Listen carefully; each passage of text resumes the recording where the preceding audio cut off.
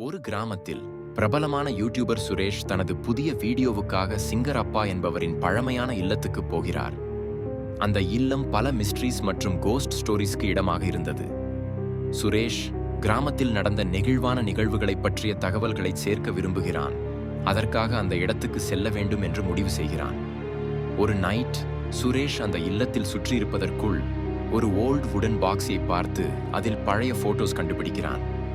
அந்த போட்டோஸ்ல ஒரு பாட்டி மற்றும் அவரது மகன் போல உள்ள இரு பேரின் புகைப்படங்கள் இருந்தன.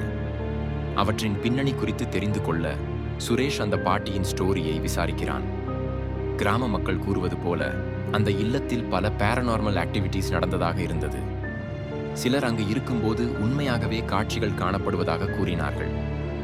சுரேஷ் அந்த கதைகளை உண்மையா என தெரிந்து கொள்ள விரும்புகிறான். சுரேஷ் பின்னால் ஒரு கண்காணிப்பு கமரா வைத்து அங்கு யாரும் இல்லாத நேரத்தில் இல்லத்தை ஆராய ஆரம்பிக்கிறான்.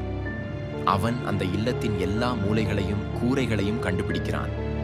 இன்னும் அதிர்ச்சியான விஷயம், அவர் கண்டுபிடித்தது அந்த இல்லத்தின் கீழ் ஒரு ஹிடன் ரூம்ல பழைய என்கிராம்ஸ் மற்றும் ஆர்டிஃபேக்ட்ஸ் இருக்கின்றன. அவை அந்த காலத்துக்கே சொந்தமானவை.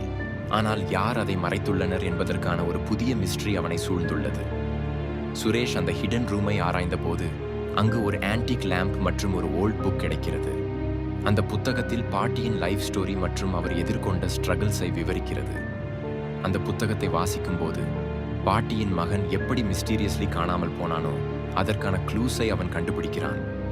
இந்த எல்லா மிஸ்ட்ரீஸையும் முடித்த போது சுரேஷ் வீடியோவை உருவாக்கி கிராமத்தின் சீக்ரெட்ஸை வெளிப்படுத்துகிறான்.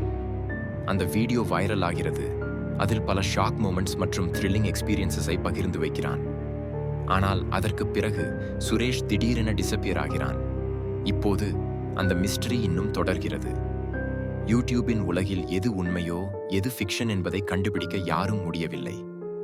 கிராம மக்கள் சுரேஷின் டிஸப்பியரன்ஸை பற்றிய புதிர்களை கண்டு குழம்புகிறார்கள் மற்றும் சுரேஷ் மீண்டும் வருமா என்பதற்கான எதிர்பார்ப்பில் இருக்கிறார்கள்.